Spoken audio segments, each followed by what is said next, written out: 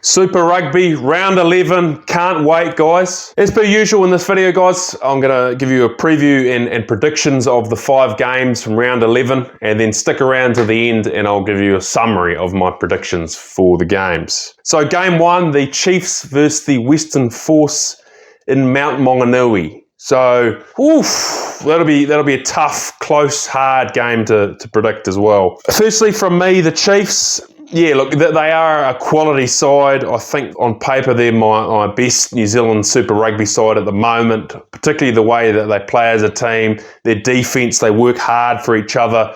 Quite clinical as well on defence. I've been quite impressed with their defence to date. And look, their attack generally to date has been pretty good. Their execution, their accuracy has been pretty good. Obviously, they game against the Waratahs, a few weeks back wasn't the greatest game for them on attack, but I'm assuming this game, assuming he's available, Damian McKenzie will move to first 5, and particularly when he's been playing at first 5, the Chiefs' game management on attack and execution has been very good, I've thought. So they'll be up for this game, but they are opposed against the Western Force. Now, boy oh boy, I mean, the Western Force this year have well superseded the expectations I had of them at the start of the season. They've been phenomenal, haven't they? A young side, but certainly the way the Western Force gel as a team, they attack execution, they bring that physicality up front, they shift the ball really nicely into space, and they're a quality side. And particularly players like Carl Tazano, assuming he's playing, he's been had a blinder of a season in 2025. So tough game to call, but from me, look, I think what will happen in the game, the first half will be close. I don't think there'll be much in the scoreboard at half time, but I just think that Chiefs attack, assuming Damian McKenzie at fly half, the execution, shifting the ball into space, I think that Chiefs side will be pretty effective on attack and their defence will be enough to hold off the Western Force enough to win the game. So close, but I'm predicting a Chiefs victory by 7 points there. Let me know your thoughts on that underneath. And guys, if you're enjoying the content, please support the channel. Hit the subscribe button, like, comment, and share the videos around with friends and family. Chuck a comment down underneath. I've been enjoying the banter lately in the community. Game 2, the Reds versus the Blues at Suncorp Stadium, Brisbane. Ooh. Now this is going to be good, isn't it, guys? Particularly, firstly, you look at the Reds, and boy oh boy, they've been good this season, haven't they? Particularly that Reds side went all the way down to Dunedin. Not an easy place historically for Australian sides to win in Dunedin. They beat the Highlanders down there. Les Kiss, their coach at the helm. Let me know your thoughts on him. I am a big fan of him. Look, he's a seriously smart, tactical coach, a real competitor. And I like the way the Reds are playing as a team. So particularly their physicality, they're bringing up front with their forwards. And then I feel they're shifting the ball quite well into space with some speed outside and making them a really dangerous side on attack. But not only that, particularly the Reds defence. Les Kiss, he's got them working well as a unit, bringing some line speed, working hard for each other. And I really like the look of that Reds side as a unit. And particularly assuming some of these players are available, the likes of Harry Wilson, Fraser McWright, Tate McDermott, they're all playing very, very well, and I'm sure they'll be there and thereabouts for the Wallabies later in the season against the British and Irish Lions. The Blues, yeah, look, I think it's fair to say they're still finding their feet lately. I mean, weeks ago they had a good win against Moana Pasifika, but I did feel that the Moana Pasifika side had a bit of an off night in that game. So that particularly the strength of that Blues is their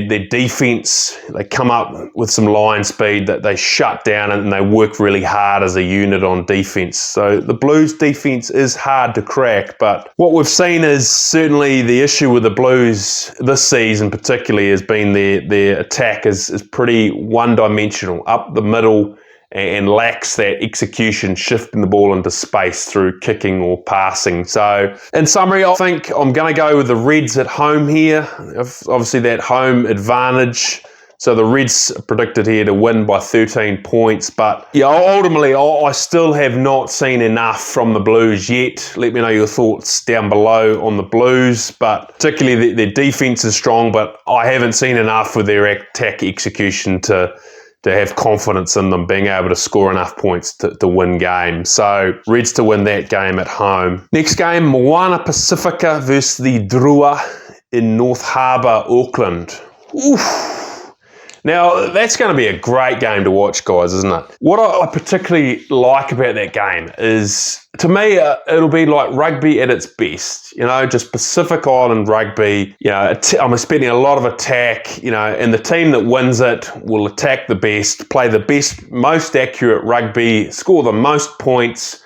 It's rugby played at its best, isn't it, guys? Not like you see some international games in rugby where it's more of a defensive type game with a lot of box kicking and trying not to make mistakes. This game I'm expecting to be a good, pure style of rugby. The best team will win. Looking at the sides, yeah, look, Moana, jeepers. I mean, previous weeks gone by, I was getting on the Moana train. Some really good wins to Moana. And then obviously not a good night against the Blues. But, I mean, the Moana side has what it takes. They've definitely got enough physicality up front in their forwards. And we've seen in the games they've won, when they're particularly accurate, they can build enough pressure, build enough phases, shift the ball into space. And really, they do have some dynamite out wide to really score some points. The Fijian drua, yeah, look, I mean, it's tough. They're still a quality side, the Fijian drua. I wouldn't underestimate them one bit. Look, they haven't had a good season so far, and certainly you look at a lot of their games, their attack is there and thereabouts. Like, they can absolutely carve teams up. One missed tackle, the Fijian way, 3-4 offloads, they score a 100-metre try easily. And the Fijian drua, you know, they're more than capable of scoring 3 tries in 10 minutes. But I just feel like that the drua, particularly their defence, goes missing at certain points in games. And the other thing from me there, the drua have lost a lot of games where, you know, it came down to the key moments in the game. You know, 1 or 2 key moments. If the drua got those key moments right, they would have won a few of those games. So, yeah. Prediction, I'm going to go with the Moana side to win this at home by 10 points. Look, it'll be really close, but I think the key factor in this game and why I'm going for Moana, I think when it comes down to the big moments, I think Moana will win those big moments, which will ultimately help them beat the drua in North Harbour. Whoo! Good old-fashioned derby. Reminds me when I was younger, and this Highlanders Crusaders has always been an awesome derby. Lots of rivalry and really tough, close games. Fought in Dunedin as well, so home game for the Highlanders. I think firstly, if you look at the Crusaders so far, Japers, let me know your thoughts on this. It's impressive. How far have the Crusaders improved from 2024? Completely different side, aren't they? And particularly they're gelling really well as a unit. Their defence, you know, they work really hard for each other. A couple of weeks back, the Crusaders versus the Hurricanes game, particularly it was that Crusaders defence, I thought, that won them the game there. And some of their leaders, so particularly the likes of Will Jordan at fullback for the Crusaders, he's having a blinder of a season, isn't he? Getting involved, but you see that leadership, and he's really driving that Crusaders attack from fullback. Again, Scott Barrett, you know, he didn't start that well in Super Rugby, but he's certainly coming to fruition, finding some form, and, you know, he's another good, big leader for the Crusaders, another quality player. The Landers, look, they've certainly been close in a number of games. They're not far off, but I just felt like, you know, some key moments that they're losing in these games. And ultimately, if it was 1 or 2 key moments, that they won instead of lost, I think some of these games would have been quite different. In particular, I refer to the game, the Highlanders versus the Western Force over in Perth a couple of weeks back. And definitely, obviously, a win to the Western Force, but I definitely felt the Highlanders were capable of winning that game and not as far off as the scoreboard suggested. Tough game to call, but I'm going to go with the Highlanders to win this by 5 points. At home, I just think the Highlanders are going to click and it's going to be close, but I think they'll win this at home. Finally, the Brumbies versus the Hurricanes at GIO in Canberra. Whew, that'll be another absolute belter, guys. It was interesting, Jamie Joseph, a couple of weeks back, mentioned that he found Canberra a really tough place to play, tough place to visit. I've never been to Canberra, but there was an interesting comment by him. So, historically, teams do struggle against the Brumbies in Canberra. But, yeah, another belting game. I mean, from me, as I've said before, the Brumbies to date are the top Australian team for me, particularly the attack execution and accuracy that they show. Bring that physicality up front and their cohesive and accuracy. You know, they can easily put together 15, 20 plus phases to score good tries. And also their defense is pretty solid and hard to crack for the opposition. I think if you look at the Hurricanes, again, they're a young side. They're still developing. And look, the Hurricanes versus Crusaders a couple of weeks back, the Hurricanes more than had their chances to win that, but again, they were inaccurate when they needed to score points, and ultimately they lost to the Crusaders largely because of that. Ultimately, this game, home game to the Brumbies, you know, a young Hurricane side that I just don't think are quite there at the moment.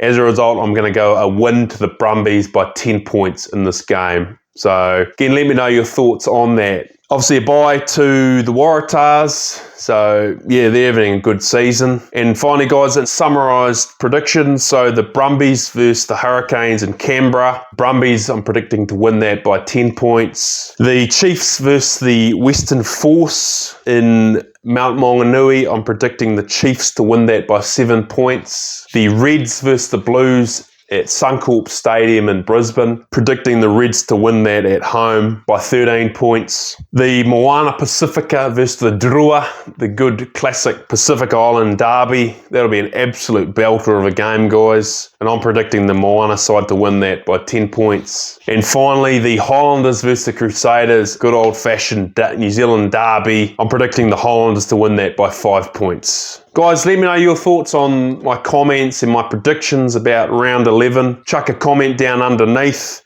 And guys, if you've enjoyed this video, please hit the subscribe button, add any further comments you think about Super Rugby so far, and feel free to share with friends and family.